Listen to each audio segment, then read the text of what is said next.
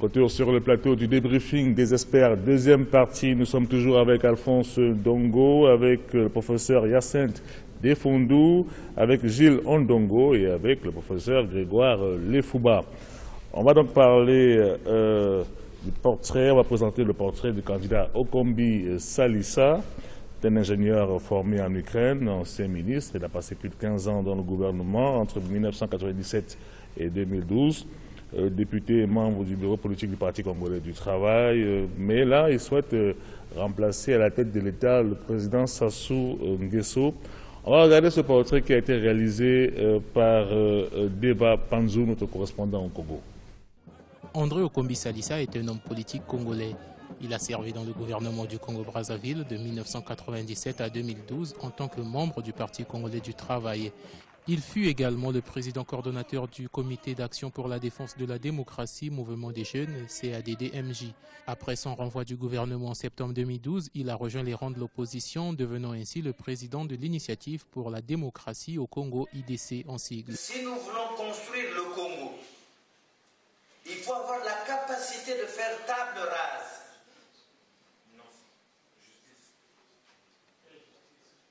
Mais la table rase, cela ne veut pas dire que quand on fait table rase, il n'y a pas la justice.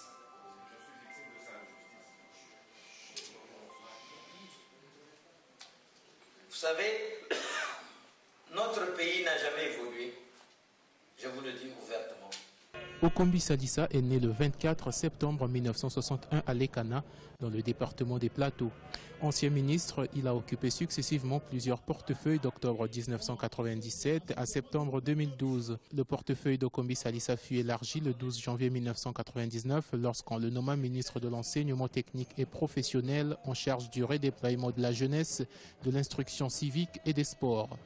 En 2013, la dissolution de la CADD-MJ laisse Okombi Salissa dans un désert politique, bien qu'il soit resté au bureau politique du PCT, le parti au pouvoir, et gardé son poste d'adjoint à l'Assemblée nationale.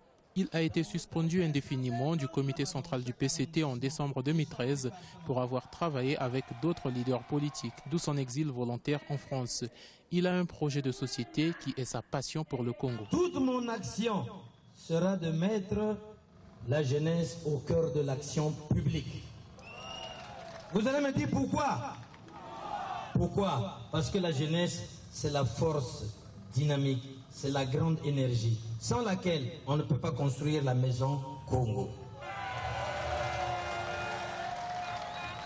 Parce que la jeunesse, dans tous les pays, pour se développer, il faut la force productive. La jeunesse symbolise la vraie force. La jeunesse symbolise la révolution. Le samedi 30 janvier dernier, il dit avoir annoncé sa candidature à l'élection présidentielle du 20 mars en réponse aux nombreux souhaits du peuple. Après 15 ans de service au sein du gouvernement de Sassou Nguesso, Okombi Salissa sera face à son ancien mentor. Gilles Ondongo, M. Okombi Salissa a été membre du Parti congolais du travail, membre du bureau politique, il a été ministre pendant 15 ans, c'était un homme de poids dans le parti et dans le pays. Qu'est-ce qui s'est passé pour qu'il y ait cette rupture avec le PCT et le président Sassou Nguesso? Mais bon, je pense que quand vous regardez parmi les Okombi Salissa, ça fait partie des leaders de l'ancienne CADD, MJ, le KDD-MJ. C'est un mouvement politique qui a été très actif pendant les années Lissouba. Et ce qui a contribué, je crois, à élever le ministre Okombi au gouvernement en 1997. Le ministre Okombi Salissa, il faut dire que c'est parmi les gens qui ont su mobiliser, qui mobilisent au niveau du PCT.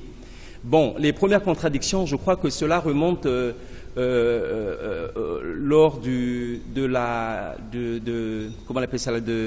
réforme du PCT, notamment le débat entre les conservateurs et les réformateurs, déjà à partir de là.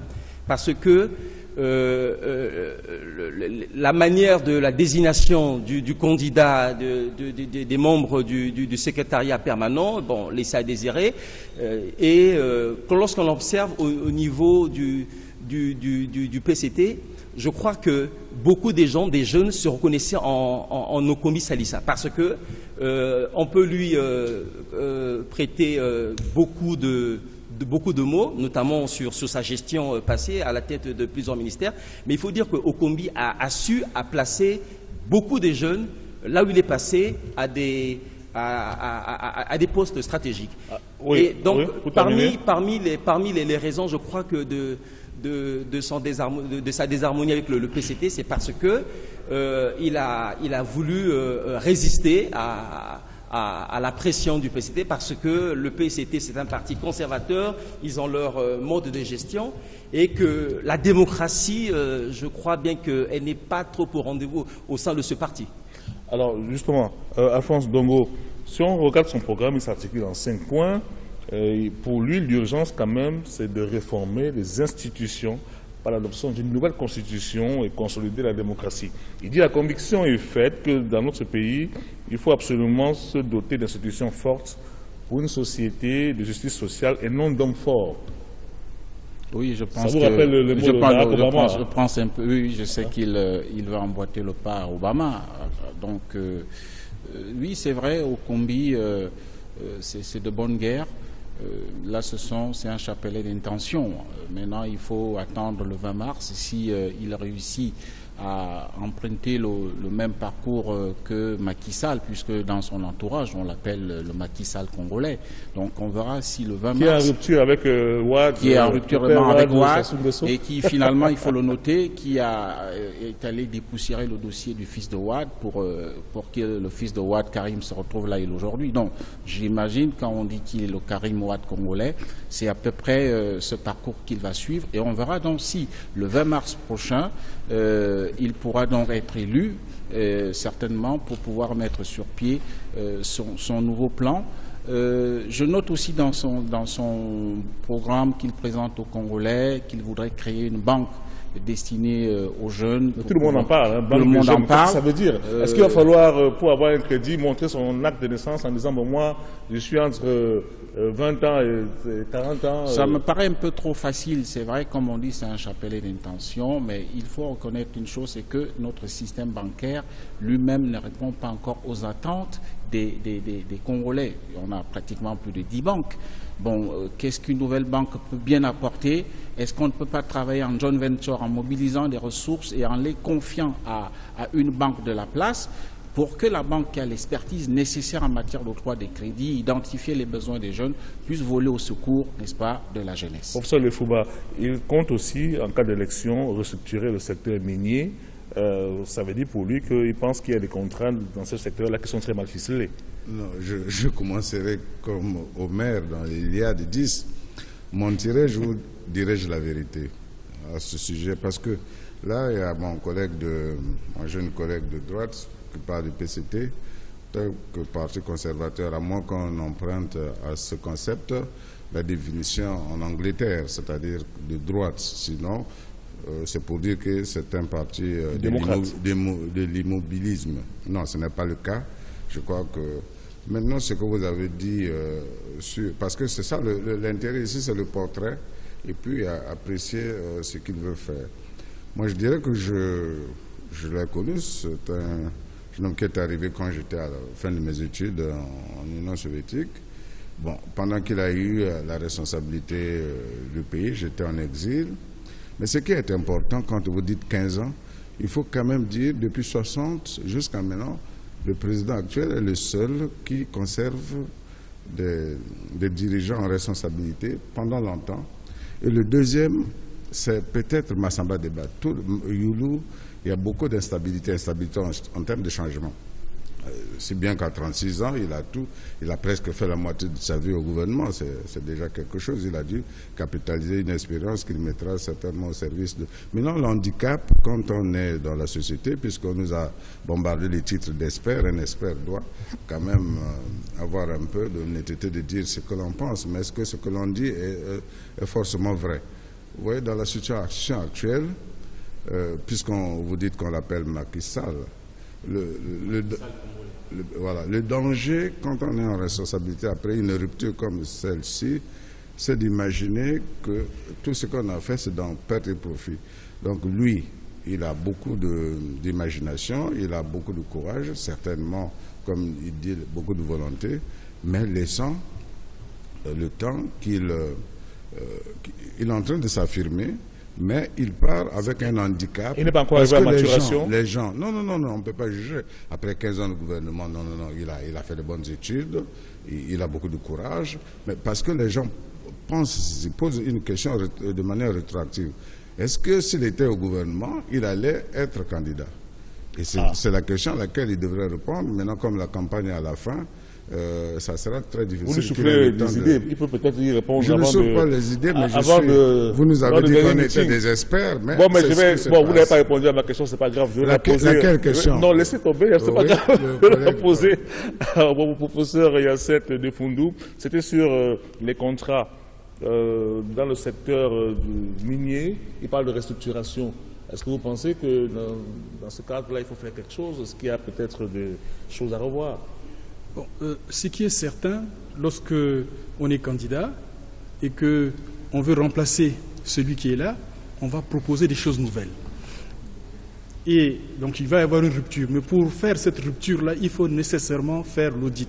Moi, c'est dans ce sens-là que je comprends ce que dit le candidat Okombi Salissa. Et ça, c'est une démarche intellectuelle qui est soutenable, hein, tout à fait soutenable. On ne peut pas faire autrement. Si on veut bien faire, il faut toujours évaluer ce qui a été fait. Et l'évaluation, ce n'est pas nécessairement trouver des choses négatives. Hein. On voit qu'est-ce qu'il y a de positif, comment on peut améliorer. Hein, c'est ça. C'est porteur d'une charge émotionnelle négative. Alors que ce n'est pas toujours le cas. Politique. Audit suppose, parce qu'après la conférence nationale, on a parlé de pétrole et tout, et puis les compagnies concessionnaires ici, le ELF, enfin, qui sont du système capitaliste mondial, n'ont pas accepté. Vous voulez terminer avant... Tu m'as arraché la parole là. Oui, donc il y a un autre élément que je retiens dans ce qu'a dit le candidat Okombi, c'est qu'il dit qu'il va mettre la jeunesse au cœur de l'action. Il semble que tous les candidats le disent. Mais c'est très important. Pourquoi? Parce que la jeunesse est porteuse de progrès. La jeunesse, est plus incline à l'innovation. Hein? Et il faut aussi se dire que la jeunesse représente à peu près 60% de la population. Donc c'est une frange de la population. Il n'est pas vieux. Non, il n'est pas vieux. Il n'est pas vieux. Nous sommes tous des forces de progrès. Voilà. Donc, oui, rapidement. Sur un autre pan, aussi, il parle de l'entrepreneuriat privé, il veut absolument le développer. Et il préconise la mise en place des mécanismes favorisant l'accès au crédit des entreprises, exploitations agricoles, PME, PMI. Ce que je déplore un peu dans la plupart des candidats ou de leurs représentants, c'est que c'est un chapelet de bonnes intentions. Mais le problème, c'est que moi, je m'attends, ou je m'attendais tout au moins à ce que les programmes soient chiffrés au moins. Parce que lorsqu'on parle de mettre au cœur de sa politique la jeunesse, mais en faisant quoi de particulier? Parce que en matière de gestion financière, si vous avez des dépenses d'une part, la contrepartie, il faudrait qu'il ait des ressources. Quelles sont les ressources que vous allez mobiliser? Et vous savez que nous sommes dans un contexte particulier difficile avec la chute du prix du baril. Moi, j'aurais souhaité que les candidats qui nous disent bon, je vais créer tant d'emplois. La source de provenance de l'argent, je vais faire économie sur tel secteur, ce qui n'est pas le cas aujourd'hui. Alors, Alphonse, pour terminer là-dessus, sur justement ce qui compte quand même mettre en place en termes de petites et moyennes entreprises, exploitations agricoles, il pense que c'est là qu'il faut absolument... Oui, je pense que ça peut être une réponse aux attentes des jeunes, surtout qu'Okombi lui-même a été ministre, n'est-ce pas, de l'enseignement technique et professionnel. Je crois savoir qu'il maîtrise à peu près les problèmes. Les mots auxquels sont exposés les jeunes. Donc maintenant, c'est vrai, comme le disait tantôt Gilles, il faut maintenant que cela soit quantifiable. Il faut que nous puissions avoir comment est-ce qu'il va mobiliser les ressources. L'argent viendra d'où pour créer ces petites et moyennes entreprises et pour quelle rentabilité? Parce qu'il ne s'agit pas seulement de donner de l'argent aux jeunes. On l'a vu au Bénin avec Boni Yahi qui a créé, n'est-ce pas, des microfinances et qui ont accordé pas mal de microcrédits à des jeunes qui étaient sur le pavé, mais le résultat, on sait comment ça s'est terminé. Donc, je pense qu'on est en période électorale, c'est de très bonnes idées, Mais moi, je voudrais, avec ma petite formation d'économiste, qu'on me dise comment est-ce que cela va se présenter de manière concrète. Alors, oui, bon, il reste une minute. Non, c'est vrai, hein, on parle de chapelet, non, et puis il faut quantifier. Vous savez, à partir du moment où on fait des propositions, et des propositions qui vont à l'encontre des propositions de celui qui est là, ça veut dire qu'on va procéder à une réorientation de l'affectation des ressources.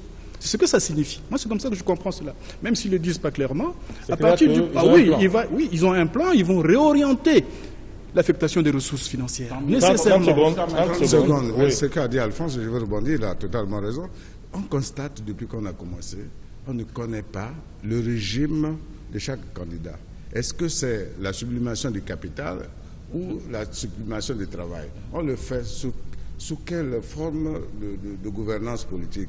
Est-ce que c'est une politique de gauche ou c'est quand même favoriser les plus démunis, ou c'est une politique qui va faire le lit aux investisseurs et puis détruire même le travail, parce que depuis un certain temps, nos travailleurs sont exposés. Les syndicats n'agissent plus comme au temps du monopartisme, mais la défense des syndicats. Sur quel régime ils veulent nous conduire? Merci, monsieur. Merci, c'est la fin de cette deuxième séquence. On se retrouve dans quelques minutes pour la troisième et dernière partie.